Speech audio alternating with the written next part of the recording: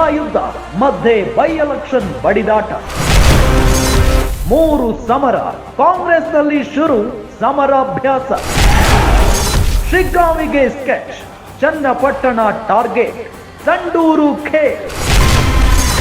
3 ಕ್ಷೇತ್ರ, ಮುಗಿಯದ ಗೆಲುವಿನ ಮಂತ್ರ. ಮಿನಿ ಸಮರಕ್ಕೆ ಕಾಂಗ್ರೆಸ್ ಶಸ್ತ್ರಾಭ್ಯಾಸ ಆರಂಭ. ರಾಜ್ಯದಲ್ಲಿ ಇನ್ನು ಕೆಲವೇ ದಿನಗಳಲ್ಲಿ 3 ವಿಧಾನಸಭಾ ಕ್ಷೇತ್ರಗಳಿಗೆ ಬೈ ಎಲೆಕ್ಷನ್ ಕೂಡ ನಡೆಯುತ್ತೆ. ಬೈ ಎಲೆಕ್ಷನ್ ಯಾವ ರೀತಿಯಾದಂಥ ಪೈಪೋಟಿ ಇದೆ ಟಿಕೆಟ್ಗಾಗಿ ನಿಮಗೆಲ್ಲ ಗೊತ್ತಿರುವಂಥ ವಿಚಾರನೇ.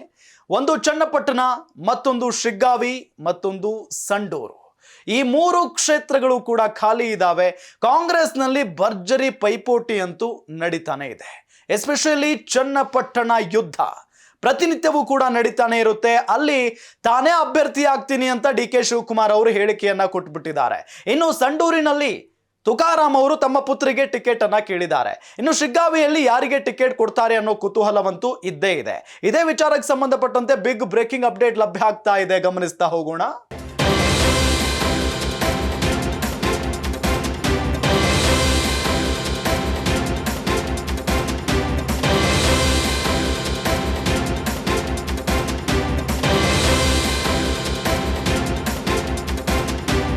ಪ್ರಾಸಿಕ್ಯೂಷನ್ ಟೆನ್ಷನ್ ಮಧ್ಯೆಯೂ ಕೂಡ ಜೋಡೆತ್ತುಗಳು ಪ್ಲಾನ್ ಮಾಡ್ತಾ ಇದ್ದಾವೆ. ಮೂಡ ಹಿಂದೆ ಬಿದ್ದಿರುವಂತಹ ಬಿಜೆಪಿಗೆ ಡೋಂಟ್ ಕೇರ್. ಕಾನೂನು ಜಂಜಾಟದ ನಡುವೆಯೂ ಬೈ ಎಲೆಕ್ಷನ್ಗೆ ರೆಡಿ ಆಗ್ತಾ ಇದ್ದಾರೆ ಕಾಂಗ್ರೆಸ್ ನಾಯಕರು. 3 ಕ್ಷೇತ್ರಗಳ ಬೈ ಎಲೆಕ್ಷನ್ಗೆ ಕಾಂಗ್ರೆಸ್ ಸಮರಾಭ್ಯಾಸವನ್ನ ನಡೆಸ್ತಾ ಇದ್ದಾವೆ.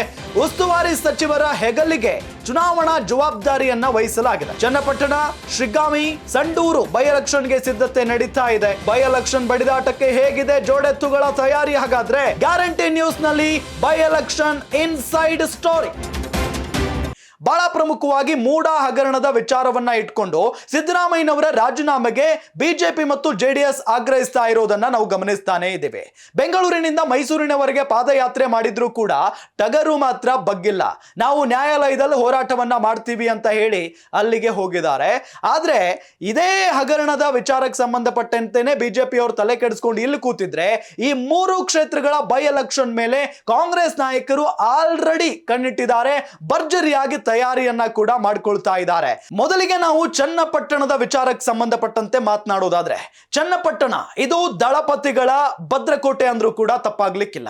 ಯಾಕೆ ಅಂತ ಹೇಳಿದ್ರೆ, ಈ ಮೊದಲು ಅಲ್ಲಿ ದಳಪತಿ ಅಂದ್ರೆ ಮಾಜಿ ಸಿಎಂ ಎಚ್.ಡಿ. ಕುಮಾರಸ್ವಾಮಿ ಅವರು ಶಾಸಕರಾಗಿದ್ದಂತ ಒಂದು ಕ್ಷೇತ್ರ. ಅದಾದ ನಂತರ ಮಂಡ್ಯದಿಂದ ಲೋಕಸಭೆಗೆ ಅವರು ಸ್ಪರ್ಧೆ ಮಾಡ್ತಾರೆ, ಗೆಲ್ತಾರೆ. ಈಗ ಮೋದಿ ಸಂಪುಟದಲ್ಲಿ ಸಚಿವರು ಕೂಡ ಆಗಿದ್ದಾರೆ. ಅದು ಮುಗಿದು ಹೋದ ಕತೆ. ಹಾಗಾಗಿನೇ ಈಗ ಆ ಕ್ಷೇತ್ರ ಖಾಲಿ ಇದೆ. ಅಲ್ಲಿ ಒಂದು ಕಡೆ ಬಿಜೆಪಿಯವರು ಮತ್ತು ಜೆಡಿಎಸ್ನವರ ನಡುವೆ ಟಿಕೆಟ್ಗಾಗಿ ಫೈಟ್ ನಡೀತಾ ಇರೋದು ಕೂಡ ನೀವು ಗಮನಿಸ್ತಾ ಇದ್ದೀರಿ. ಇದನ್ನೇ ಎನ್ಕ್ಯಾಶ್ ಮಾಡಿಕೊಂಡಿರುವಂತಹ ಕಾಂಗ್ರೆಸ್ ನಾವು ಇಲ್ಲಿ ಗೆದ್ದೇ ಗೆಲ್ತೀವಿ ಅಂತ ಹೇಳಿ ಬಹಳ ಆತ್ಮವಿಶ್ವಾಸದಿಂದ ಮಾತನಾಡ್ತಾ ಇರೋದನ್ನು ಕೂಡ ನಾವು ಗಮನಿಸ್ತಾ ಇದ್ದೀವಿ. ಅದರಲ್ಲೂ ಡಿ.ಕೆ. ಶಿವಕುಮಾರ್ ಶತಾಯ ಗತಾಯ ಚನ್ನಪಟ್ಟಣ ಕ್ಷೇತ್ರವನ್ನ ನಾನು ಈ ಸಾರಿ ಗೆದ್ದೇ ಗೆಲ್ತೀನಿ ಅನ್ನೋ ಆತ್ಮವಿಶ್ವಾಸದ ಮಾತುಗಳನ್ನಾಡ್ತಾ ಇದ್ದಾರೆ. ಅದಕ್ಕೆ ಕಾರಣ, ಈ ಹಿಂದೆ ಅಂದ್ರೆ ಲೋಕಸಭೆ ಚುನಾವಣೆಯಲ್ಲಿ ಬೆಂಗಳೂರು ಗ್ರಾಮಾಂತರ ಕ್ಷೇತ್ರವನ್ನ ಅವರ ಸಹೋದರ ಡಿ.ಕೆ. ಸುರೇಶ್ ಅವರಿಂದ ಕುಮಾರಸ್ವಾಮಿ ಅವರು ಮತ್ತು ಬಿಜೆಪಿಯವರು ಸೇರಿ ಕಿತ್ಕೊಂಡಿದ್ದು.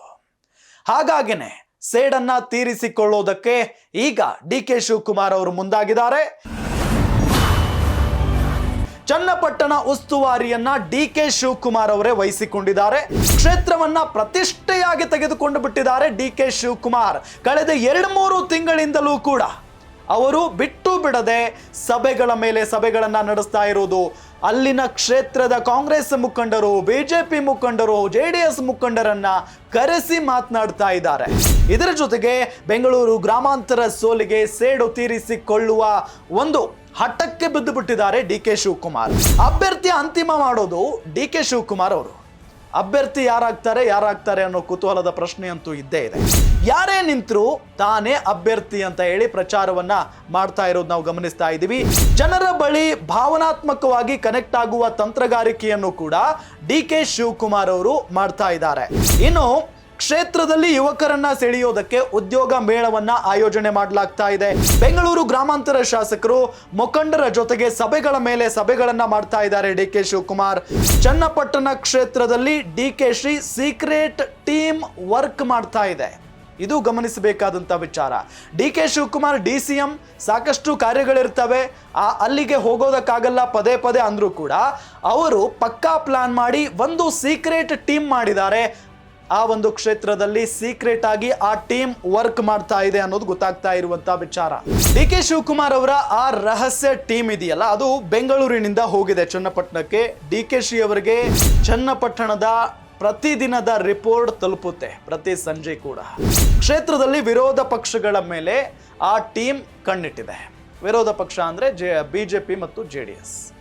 ಅದರಲ್ಲೂ ಸಿ.ಪಿ. ಯೋಗೇಶ್ವರ್ ಬಹಳಷ್ಟು ಲಾಭಿ ಮಾಡ್ತಾ ಇದ್ದಾರೆ ಟಿಕೆಟ್ಗಾಗಿ, ಮತ್ತು ಸಿ.ಪಿ. ಯೋಗೇಶ್ವರ್ ಅವರ ಜೊತೆಗೆ ಒಂದು ದೊಡ್ಡ ಬಳಗಾನೇ ಇದೆ. ಆ ಕ್ಷೇತ್ರದ ಜನ ಕೂಡ ಸಿ.ಪಿ. ಯೋಗೇಶ್ವರ್ ಅವರಿಗೆ ಹೆಚ್ಚಿನ ಬೆಂಬಲವನ್ನ ನೀಡ್ತಾ ಇದ್ದಾರೆ. ಈ ಬಾರಿ ಸಿ.ಪಿ. ಯೋಗೇಶ್ವರ್ ಅವರಿಗೆ ಟಿಕೆಟ್ ಕೊಟ್ಟರೆ ನಾವು ಗೆಲ್ಲಿಸ್ಕೊಂಡು ಬರ್ತೀವಿ ಅಂತ ಕೂಡ ಅಲ್ಲಿನ ಜನ ಹೇಳ್ತಾ ಇರೋದನ್ನು ನಾವು ಗಮನಿಸಿದ್ದೀವಿ.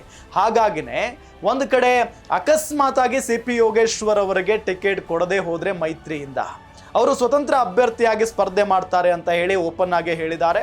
ಇಲ್ಲ ಅಂತ ಅಂದ್ರೆ ಅವರನ್ನ ಸೆಳೆಯುವ ತಂತ್ರಗಾರಿಕೆಯನ್ನು ಕೂಡ ಡಿ.ಕೆ. ಶಿವಕುಮಾರ್ ಮಾಡಬಹುದು, ಇಲ್ಲ ಅಂತ ಹೇಳಕ್ಕೆ ಸಾಧ್ಯ ಇಲ್ಲ. ಹಾಗಾಗಿನೇ ಬಹಳಷ್ಟು ತಂತ್ರಗಾರಿಕೆ ಅಂತೂ ಡಿ.ಕೆ. ಶಿವಕುಮಾರ್ ಅಲ್ಲಿ ಮಾಡ್ತಾ ಇದ್ದಾರೆ. ಇನ್ನು ಸಂಡೂರು ವಿಧಾನಸಭಾ ಕ್ಷೇತ್ರದ ಕಡೆಗೆ ಹೋಗೋದಾದ್ರೆ ಅಲ್ಲಿನ ಪರಿಸ್ಥಿತಿ ಹೇಗಿದೆ? ಚುನಾವಣೆ ಅಂತ ಬಂದ್ಬಿಟ್ರೆ ಸಂಡೂರಿನಲ್ಲಿ ತುಕಾರಾಂ ಯಾವತ್ತೂ ಕೂಡ ಎತ್ತಿದ ಕೈ. ಈ ಬಾರಿ ಲೋಕಸಭೆ ಚುನಾವಣೆಗೆ ಅವರು ಸ್ಪರ್ಧೆ ಮಾಡಿ ಶ್ರೀರಾಮುಲು ಅವರನ್ನ ಸೋಲಿಸಿಬಿಟ್ರು. ಹಾಗಾಗಿನೇ ಅವರಿಂದ ತೆರವಾಗಿರುವಂತ ಕ್ಷೇತ್ರ ಇದು. ಅವರು ಸಂಸದರಾಗಿದ್ದಾರೆ.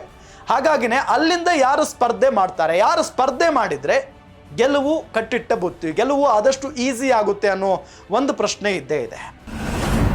ಸಂಡೂರು ಕಾಂಗ್ರೆಸ್ನ ಸಾಂಪ್ರದಾಯಿಕ ಕ್ಷೇತ್ರ. ಸಂಡೂರು ಕ್ಷೇತ್ರ ಇದೆಯಲ್ಲ, ಇದು ಕಾಂಗ್ರೆಸ್ನ ಭದ್ರಕೋಟೆ ಅಂತ ಅಂದ್ರೂ ಕೂಡ ತಪ್ಪಾಗ್ಲಿಕ್ಕಿಲ್ಲ. ತುಕಾರಾಂ ರಾಜೀನಾಮೆಯಿಂದ ತೆರವಾಗಿದೆ ಈ ಕ್ಷೇತ್ರ. ಸಂಡೂರಿನಲ್ಲಿ ಸಂತೋಷ್ ಲಾಡ್ ಮತ್ತು ತುಕಾರಾಂ ಅವರು ಹಿಡಿತವನ್ನ ಸಾಧಿಸಿದ್ದಾರೆ. ಈಗ ಒಂದು ಕಡೆ ತುಕಾರಾಂ ಸಂಸದರು ಕೂಡ ಆಗಿದ್ದಾರೆ, ಮತ್ತೊಂದು ಕಡೆ ಸಂತೋಷ್ ಲಾಡ್ ಅವರು ರಾಜ್ಯ ಸಂಪುಟದಲ್ಲಿ ಸಚಿವರು ಕೂಡ ಹೌದು. ಹಾಗಾಗಿನೇ ಅವರಿಬ್ಬರ ಬಿಗಿ ಹಿಡಿತದಿಂದ ಸಂಡೂರು ಕ್ಷೇತ್ರವನ್ನ ಬಿಜೆಪಿ ಮತ್ತು JDS ಕಿತ್ಕೊಳ್ಳೋದು ಅಷ್ಟು ಸುಲಭದ ಮಾತಲ್ಲ. ಸಂತೋಷ್ ಲಾಡ್ ತುಕಾರಾಂ ಸೂಚಿಸಿದವರಿಗೆ ಕಾಂಗ್ರೆಸ್ ಟಿಕೆಟ್ ಅನ್ನ ಕೊಡುತ್ತೆ. ನಾಗೇಂದ್ರ ಜೈಲು ಸೇರಿರೋದು ಸ್ವಲ್ಪ ಮಟ್ಟಿಗೆ ಕಾಂಗ್ರೆಸ್ಗೆ ಮುಜುಗರದ ವಿಚಾರ, ಮತ್ತು ಈ ಒಂದು ಬೈ ಎಲೆಕ್ಷನ್ ನಲ್ಲಿ ಎಸ್ಪೆಷಲಿ ಸಂಡೂರಿನಲ್ಲಿ ಸ್ವಲ್ಪ ಹಿನ್ನಡೆ ಆದ್ರೂ ಆಗಬಹುದು ಅಂತ ಹೇಳಲಾಗ್ತಾ ಇದೆ. ಇನ್ನು ನಾಗೇಂದ್ರ ಬಂಧನ ವಿಚಾರವೇ ಬಿಜೆಪಿಗೆ ದೊಡ್ಡ ಟ್ರಂಪ್ ಕಾರ್ಡ್ ಆಗುತ್ತೆ. ಇದನ್ನ ಇಟ್ಕೊಂಡೆ ಬಿಜೆಪಿಯವರು ಅಲ್ಲಿ ಪ್ರಚಾರವನ್ನ ಮಾಡ್ತಾರೆ. ನಾಗೇಂದ್ರ ಒಬ್ಬ ಭ್ರಷ್ಟ, ಕಾಂಗ್ರೆಸ್ ನಾಯಕರೆಲ್ಲರೂ ಕೂಡ ಭ್ರಷ್ಟರು, ಭ್ರಷ್ಟ ಸರ್ಕಾರ ಅಂತ ಹೇಳಿ ಅಲ್ಲಿ ಪ್ರಚಾರವನ್ನ ಮಾಡುವಂತ ಸಾಧ್ಯತೆ ಇದೆ. ನಾಗೇಂದ್ರ ಅರೆಸ್ಟ್ ಆಗದ ಬೆನ್ನಲ್ಲೇ ಅನುಕಂಪ ಗಿಟ್ಟಿಸಲು ಕೌಂಟರ್ ಅಟ್ಯಾಕ್ ಮಾಡುವಂತ ಸಾಧ್ಯತೆ ಇದೆ. ನಾಗೇಂದ್ರ ಅವರನ್ನ ಸುಳ್ಳು ಕೇಸ್ ಹಾಕಿಸಿ ಅವರನ್ನ ಅರೆಸ್ಟ್ ಮಾಡಲಾಗಿದೆ ಅಂತ ಅನುಕಂಪದ ಅಲೆಯನ್ನ ಸೃಷ್ಟಿ ಮಾಡೋದಕ್ಕೆ ಕಾಂಗ್ರೆಸ್ ನಾಯಕರು ಕೂಡ ಮುಂದಾಗ್ತಾರೆ. ತಮ್ಮ ಪುತ್ರಿಗೆ ಟಿಕೆಟ್ ಕೇಳಿದ್ದಾರೆ ಸಂಸದ ತುಕಾರಾಂ ಅನ್ನೋದು ಗೊತ್ತಾಗ್ತಾ ಇದೆ.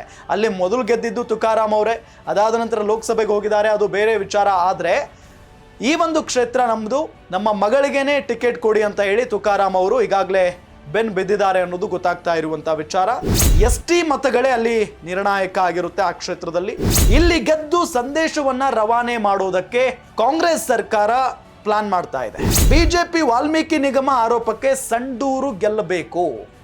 ವಾಲ್ಮೀಕಿ ನಿಗಮದಲ್ಲಿ ನಡೆದ ಹಗರಣಕ್ಕೆ ಸಂಬಂಧಪಟ್ಟಂತೆ ಸಚಿವರಾಗಿದ್ದಂತ ನಾಗೇಂದ್ರ ಅವರ ತಲೆದಂಡ ಆಯಿತು.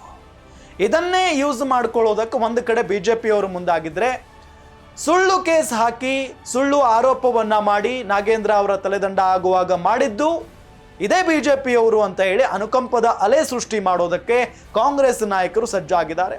ಫೈನಲಿ ಯಾರಿಗೆ ಟಿಕೆಟ್ ಕೊಡ್ತಾರೆ, ಯಾರು ಗೆಲ್ತಾರೆ, ಇನ್ನು ಕೆಲವೇ ದಿನಗಳಲ್ಲಿ ಅದು ಕೂಡ ಗೊತ್ತಾಗುತ್ತೆ. ಇನ್ನು ಮುಂದಿನ ಕ್ಷೇತ್ರ ಶಿಗ್ಗಾವಿ. ಮಾಜಿ ಮುಖ್ಯಮಂತ್ರಿ ಬಸವರಾಜ ಬೊಮ್ಮಾಯಿ ಅವರಿಂದ ತೆರವಾಗಿರುವಂತಹ ಕ್ಷೇತ್ರ ಇದು. ಅವರು ಕೂಡ ಈಗ ಸಂಸದರು. ಹಾಗಾಗಿನೇ ಈ ಕ್ಷೇತ್ರವೂ ಕೂಡ ಬಹಳಷ್ಟು ಇಂಪಾರ್ಟೆಂಟ್ ಬಿಜೆಪಿಗೆ. ಯಾಕೆ ಅಂತ ಹೇಳಿದ್ರೆ ಅದು ಬಿಜೆಪಿಯ ಭದ್ರಕೋಟೆ ಶಿಗ್ಗಾವಿ. ಪದೇ ಪದೇ ಅಲ್ಲಿ ಬೊಮ್ಮಾಯಿ ಅವರು ಗೆಲ್ಲುತ್ತಾನೆ ಬಂದಿದ್ದಾರೆ. ಆದರೆ ಈ ಬಾರಿ ಬಿಜೆಪಿಯಿಂದ ಯಾರಿಗೆ ಟಿಕೆಟ್ ಕೊಡ್ತಾರೆ ಅನ್ನೋದಕ್ಕಿಂತ ಅಲ್ಲಿ ಆ ಕ್ಷೇತ್ರದಲ್ಲಿ ಕಾಂಗ್ರೆಸ್ನಿಂದ ಯಾರಿಗೆ ಟಿಕೆಟ್ ಸಿಗಬಹುದು ಅನ್ನೋ ಕುತೂಹಲದ ಪ್ರಶ್ನೆ ಇದ್ದೇ ಇದೆ. ಬೊಮ್ಮಾಯಿ ಹಿಡಿತದಲ್ಲಿ ಶಿಗ್ಗಾಂವಿ ಕ್ಷೇತ್ರ ಇದೆ. ಈಗಾಗಲೇ ಹೇಳಿದ ಹಾಗೆ ಪುತ್ರನಿಗೆ ಬಿಜೆಪಿ ಟಿಕೆಟ್ ಕೇಳಿದ್ದಾರೆ ಬೊಮ್ಮಾಯಿ ಅಂತ ಹೇಳಲಾಗ್ತಾ ಇದೆ. ಆದರೆ ಎಲ್ಲೋ ಒಂದ್ ಕಡೆ ಕೇಳಿಸ್ಕೊಂಡಂಗೆ ಬೊಮ್ಮಾಯಿ ಅವರು ತಮ್ಮ ಪುತ್ರನಿಗೆ ಟಿಕೆಟ್ ಕೇಳಿಲ್ಲ ಅಂತಾನೂ ಹೇಳಲಾಗ್ತಾ ಇದೆ. ಗೊತ್ತಿಲ್ಲ, ಪರಮಾಪ್ತರಿಗೆ ಟಿಕೆಟ್ ಕೊಡಿಸಬಹುದು, ಇಲ್ಲ ತಮ್ಮ ಪುತ್ರನಿಗೆ ಟಿಕೆಟ್ ಕೊಟ್ಟರೂ ಕೊಡಿಸಬಹುದು. ಇನ್ನು ಬೊಮ್ಮಾಯಿಯಿಂದ ಕ್ಷೇತ್ರ ವಶಪಡಿಸಿಕೊಳ್ಳೋದಕ್ಕೆ ಕಾಂಗ್ರೆಸ್ನವರು ಪ್ಲಾನ್ ಮಾಡಿದ್ದಾರೆ.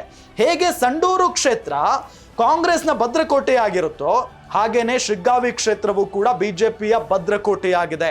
ಅಷ್ಟು ಸುಲಭ ಅಲ್ಲ ಬೊಮ್ಮಾಯಿ ಅವರಿಂದ ಆ ಕ್ಷೇತ್ರವನ್ನ ಕಿತ್ಕೊಳ್ಳೋದು. ಟಿಕೆಟ್ಗಾಗಿ ಕಾಂಗ್ರೆಸ್ನಲ್ಲಿ 12ಕ್ಕೂ ಹೆಚ್ಚು ಜನ ಆಕಾಂಕ್ಷಿಗಳಿದ್ದಾರೆ. ಒಂದಲ್ಲ ಎರಡಲ್ಲ ಅಥವಾ ಒಬ್ರಲ್ಲ ಇಬ್ರಲ್ಲ, ಬರೋಬ್ಬರಿ 12ಕ್ಕೂ ಹೆಚ್ಚು ಜನ ಆಕಾಂಕ್ಷಿಗಳು ಕಾಂಗ್ರೆಸ್ನಿಂದ ಇದ್ದಾರೆ. ಮಾಜಿ ಶಾಸಕ ಅಜ್ಜಂಪೀರ್ ಖಾದ್ರಿ ಲಾಭಿ ಮಾಡ್ತಾ ಇದ್ದಾರೆ. ಕಳೆದ ಬಾರಿ ಸ್ಪರ್ಧಿಸಿದ್ದ ಆಸಿರ್ ಖಾನ್ ಪಠಾಣ್ ಕೂಡ ಮತ್ತೊಮ್ಮೆ ಟಿಕೆಟ್ ಕೊಡಿ, ಈ ಬಾರಿ ನಾನು ಗೆದ್ದು ಬರ್ತೀನಿ ಅಂತ ಹೇಳ್ತಾ ಇದ್ದಾರೆ. ಸೋಮಣ್ಣ ಬೇವಿನ ಮರದ, ಸಂಜೀವ್ ಕುಮಾರ್ ನೀರ್ಲಗಿ ಇವರೆಲ್ಲರೂ ಕೂಡ ಫೈಟ್ ಮಾಡ್ತಾ ಇದ್ದಾರೆ ಟಿಕೆಟ್ಗಾಗಿ. ಸಿಎಂ ಫೈಜ್ ಕಾಂಗ್ರೆಸ್ ಟಿಕೆಟ್ಗಾಗಿ ಪೈಪೋಟಿಯನ್ನ ನಡೆಸ್ತಾ ಇದ್ದಾರೆ.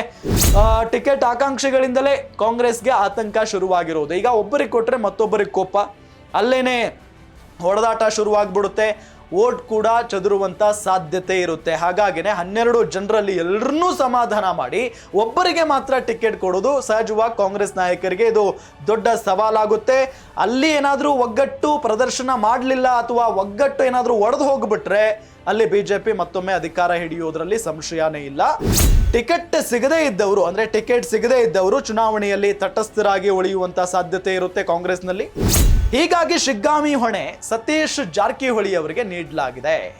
ಸತೀಶ್ ಜಾರಕಿಹೊಳಿ ಅವರು ಈಗ ಸಿದ್ದರಾಮಯ್ಯನವರ ಸಂಪುಟದಲ್ಲಿ ಸಚಿವರಾಗಿದ್ದಾರೆ ಮತ್ತು ಉತ್ತರ ಕರ್ನಾಟಕ ಭಾಗದಲ್ಲಿ ಬಹಳ ಪ್ರಭಾವಿ ಮಂತ್ರಿ ಕೂಡ, ಪ್ರಭಾವಿ ನಾಯಕರು ಕೂಡ. ಆ ಭಾಗದ ಆಲ್ಮೋಸ್ಟ್ ಕಾಂಗ್ರೆಸ್ ಶಾಸಕರು ಸತೀಶ್ ಜಾರಕಿಹೊಳಿ ಅವರಿಗೇನೆ ಹೆಚ್ಚಿನ ಬೆಂಬಲವಾಗಿ ನಿಲ್ತಾರೆ ಮತ್ತು ಸತೀಶ್ ಜಾರಕಿಹೊಳಿ ಅವರ ಮಾತನ್ನ ಕೇಳ್ತಾರೆ. ಹಾಗಾಗಿನೇ ಶಿಗ್ಗಾಂವಿ ಕ್ಷೇತ್ರದ ಜವಾಬ್ದಾರಿಯನ್ನ ಸತೀಶ್ ಜಾರಕಿಹೊಳಿ ಅವರ ಹೆಗಲಿಗೆ ನೀಡಿದೆ ಕಾಂಗ್ರೆಸ್ ಹೈಕಮಾಂಡ್ ಅನ್ನೋ ಮಾತು ಕೂಡ ಕೇಳಿ ಬರ್ತಾ ಇದೆ. ಆದರೆ ಈ 3 ಕ್ಷೇತ್ರಗಳು ಶಿಗ್ಗಾಂವಿ, ಸಂಡೂರು ಮತ್ತು ಚನ್ನಪಟ್ಟಣ, ಈ 3 ಕ್ಷೇತ್ರಗಳನ್ನ ಗೆಲ್ಲಬೇಕು ಅಂತ ಕಾಂಗ್ರೆಸ್ನವರು ಬಹಳಷ್ಟು ಪ್ರಯತ್ನವನ್ನ ಪಡ್ತಾ ಇದ್ದಾರೆ. ಆದರೆ ಅತಿ ಜಿದ್ದಾಜಿದ್ದಿನಿಂದ ಕೂಡಿರುವಂತ ಕ್ಷೇತ್ರ ಅದು ಚನ್ನಪಟ್ಟಣ ಕ್ಷೇತ್ರ. ನೋಡೋಣ ಮುಂದಿನ ದಿನಗಳಲ್ಲಿ ಈ 3 ಕ್ಷೇತ್ರಗಳಿಗೆ ಕಾಂಗ್ರೆಸ್ ಯಾರ್ಯಾರಿಗೆ ಟಿಕೆಟ್ ಕೊಡುತ್ತೆ ಮತ್ತು ಯಾರು ಗೆಲ್ತಾರೆ ಅಂತ ಹೇಳಿ. ನೋಡ್ತಾ ಇರಿ ಗ್ಯಾರಂಟಿ ನ್ಯೂಸ್. ಗ್ಯಾರಂಟಿ ನ್ಯೂಸ್, ಸುದ್ದಿ ಖಚಿತ, ನ್ಯಾಯ ನಿಶ್ಚಿತ.